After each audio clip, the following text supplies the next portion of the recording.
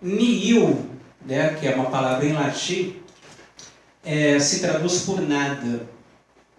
E o Nietzsche, ele se serviu então dessa palavra nihil para criar o conceito de nihilismo. E nihilismo, para o Nietzsche, significa vontade do nada, que é, no fundo, uma vontade de negar a realidade ou de negar a vida. E o Nietzsche, ele distingue, então, três formas deste nihilismo. Um nihilismo é constituído por valores divinos. Um outro nihilismo, uma outra forma do nihilismo, é constituído por valores humanos. E uma outra forma do nihilismo é uma ausência de valores. O Deleuze, no livro Nietzsche e a Filosofia, vai nomear nihilismo negativo, este que é constituído por valores divinos, vai nomear de nihilismo reativo, este que é constituído por valores humanos, e o nihilismo passivo é exatamente já a ausência de valores. E, segundo Nietzsche, a vontade de potência no homem, ela é, essencialmente, criadora. Só que ela, no homem, se encontra aprisionada. E o Nietzsche, num belíssimo texto, lá do livro Assim Falou Zaratustra, intitulado Da Redenção, ele diz, então, qual é o nome da prisão da nossa vontade de potência. O nome da prisão dessa vontade de potência é foi, ou foi assim. É o nosso próprio passado. Então, impotente contra aquilo que aconteceu, aquilo que foi, a vontade de potência, então, ela não cria. E passa, então, a negar a realidade. Então, passa a ser uma vontade nihilista, porque a nossa vontade, ela está aprisionada pelo passado. E o que é o passado? O passado, na verdade, ele é constituído por acontecimentos, por impressões que a gente experimentou e que não são desfeitas essas impressões. Então, nesse sentido, a vontade de potência, ela deixa de criar, porque aquilo que aconteceu, então, que é o próprio passado, aprisiona a própria vontade de potência. O Nietzsche, no início da segunda dissertação da genealogia da moral, ele vai falar sobre um funcionamento psíquico saudável, que se refere então às impressões que são produzidas em nós. Impressões sonoras, impressões visuais, impressões olfativas, etc., que são produzidas então na gente, só que através desse funcionamento psíquico saudável, a nossa consciência então ela recebe então essas impressões que ocorrem a todo momento, experimenta então essas impressões, só que essas impressões elas vão para o inconsciente, vão para o estado de digestão, o que o Nietzsche chama de profundeza, né? Porque ele diz que a consciência ela é superfície, recebe essas impressões, experimenta essas impressões, só que elas são essas impressões vão para o estado de digestão. A profundeza, então, que diz o Nietzsche. Isso ocorre ainda nesse mesmo texto, lá da genealogia da moral, segundo Nietzsche, por causa do esquecimento. O esquecimento para o Nietzsche, então, é uma força ativa. Faz com que a nossa consciência seja renovada. Se abra, então, ao novo. Porque aquela impressão não fica alojada na consciência. Ela vai para o estado de digestão. O esquecimento não faz com que a impressão seja apagada ou destruída. Ela apenas deixa de ser sentida. Então, esquecer para o Nietzsche ele é extremamente positivo.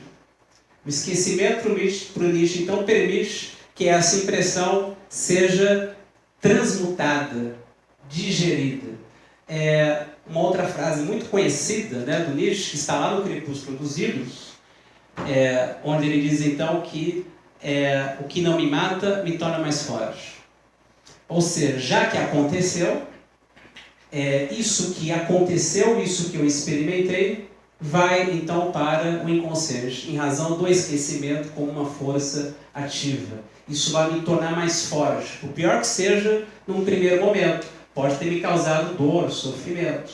Só que em razão do esquecimento, eu foco novamente no novo, sou afetado por outras coisas e aquilo então vai me tornar mais forte. Aquilo que eu esqueci, porque aquilo está num estado de digestão.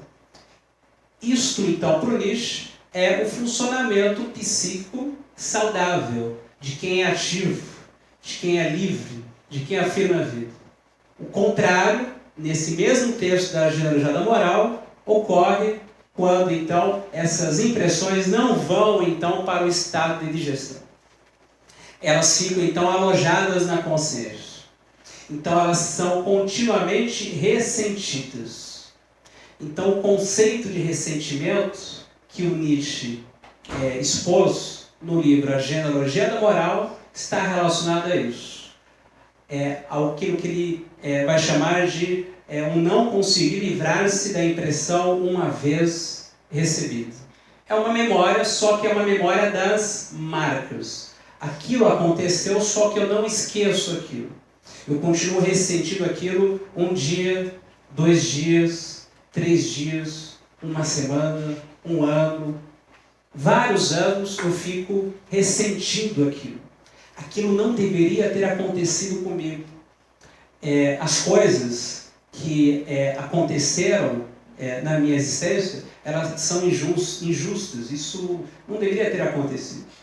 Então, em razão disso, se constitui o ressentimento aqui, já como memória das marcas. Eu não consigo me livrar da impressão uma vez recebida. Essa maneira, então, de não digerir aquilo que chegou, por isso que nesse mesmo texto, o Nietzsche até chega a falar sobre a dispepsia, uma prisão de ventre, né, porque você não digere aquilo que chegou. O Nietzsche chega a dizer que essa maneira de existir já ressentida, ela passa então a experimentar aquilo que ele vai chamar de degeneração psicofisiológica. O que é isso? Forças de conservação são dominantes em mim, forças do meu corpo de conservação são dominantes em mim, e isso faz com que haja uma manifestação psicológica nihilista. E é aqui então que eu passo então a negar este mundo. Esse mundo é fonte de dor, de doença, de sofrimento. Não consigo prever o acaso. Então esse mundo é imperfeito. Então já passa, então já tem uma tendência a afirmar um outro mundo supostamente verdadeiro, onde isto então não existe. Dor, sofrimento, acaso. Então, essa manifestação psicológica de que um dia é igual ao outro, de que existir é sofrer, isso envolve necessariamente então uma fisiologia. Ou seja, eu sou dominado por forças de conservação.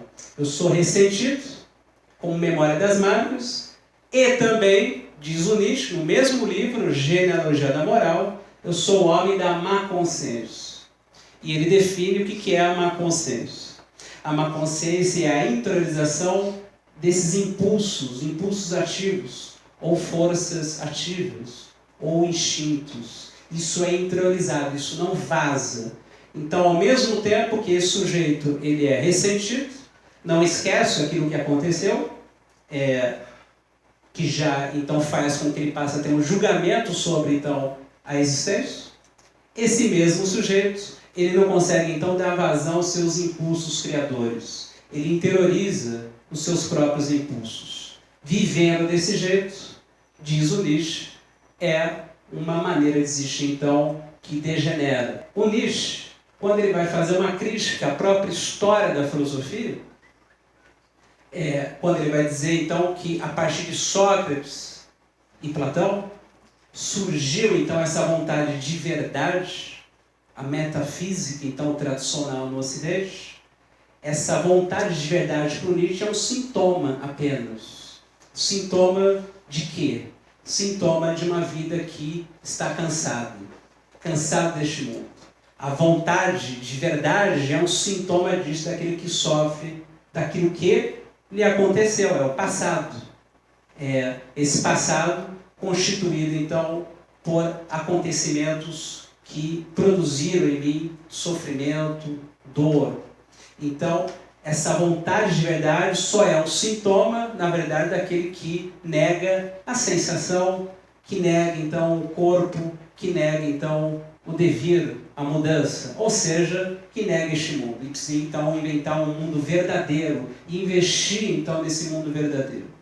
Então, por isso que o Nietzsche vai dizer que descobriu a história escondida da filosofia. Olha isso que o Nietzsche vai dizer. É algo muito forte ele dizer isso, porque ele chega a dizer os grandes nomes, ou alguns dos grandes nomes da filosofia, na verdade, foram então levados a filosofar, a produzir a obra deles, em razão de uma vontade nihilista, ou seja, de negação da realidade. Claro, então ele já nomeia, né, Sócrates e Platão, na verdade, já como esse movimento de buscar a verdade que dominou no Ocidente, que aqueles que passaram então a filosofar depois de Sócrates, depois de Platão, muitos apenas continuaram essa via do Platão, ou seja, de buscar então a verdade. Por isso Nietzsche vai dizer então que descobriu a história escondida da filosofia, porque foram estes que fizeram esse movimento então transcendente em busca da verdade, na verdade estes que sofreram deste mundo, que não afirmaram este mundo, ou seja, homens do ressentimento. Mas tem uma coisa muito interessante que o Nietzsche diz lá na Genealogia da Moral, que na verdade o que mais incomoda este homem então nihilista não é exatamente o sofrimento, mas é a ausência de explicação para o sofrimento. Por que eu sofro? Eu não sei por quê. Então isso, na verdade, é o que mais perturba o homem nihilista. Por isso, então, segundo Nietzsche, surge daqui o espírito de vingança. Como ele diz lá naquele texto da redenção lá do Zaratustra. Essa necessidade, então, de encontrar culpados, de castigar. Isso que é o espírito de vingança. Ou seja, se algo aconteceu comigo, alguém é culpado. Se algo aconteceu comigo, alguém deve ser castigado. Então, eu passo então a julgar então aquilo que aconteceu comigo, sempre dessa perspectiva de que se aquilo não me favoreceu, então isto então é culpado pelo meu próprio sofrimento. Isso já é um desenvolvimento da memória das marcas. Aí já é uma maneira de existir ressentida que é vingativa, que acusa o outro, ou seja, o outro deveria ter feito de um outro jeito. As coisas deveriam ter sido de um outro jeito, então eu vou me vingando contra a própria vida. Isso que Nietzsche vai chamar então de espírito de vingança, que vai ser fundamental para a consolidação no Ocidente da moral judaico-cristã.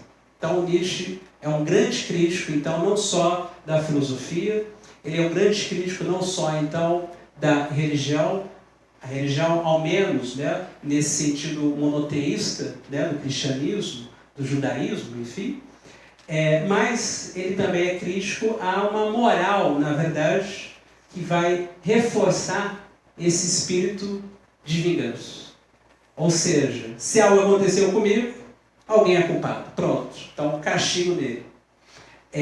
Ou então, essa mesma moral judaico-cristã, diz o Nietzsche, vai fazer, na verdade, com que o próprio indivíduo se sinta culpado pelo seu próprio sofrimento, que é a ideia cristã do pecado.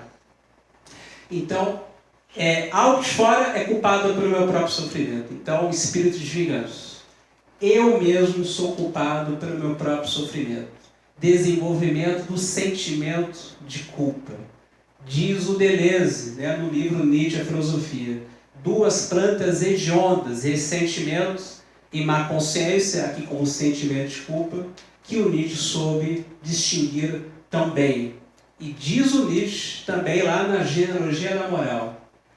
A má consciência, ou seja, a interiorização desses instintos, e o posterior desenvolvimento do sentimento de culpa em razão da moral é uma doença da qual até hoje a humanidade não se livrou.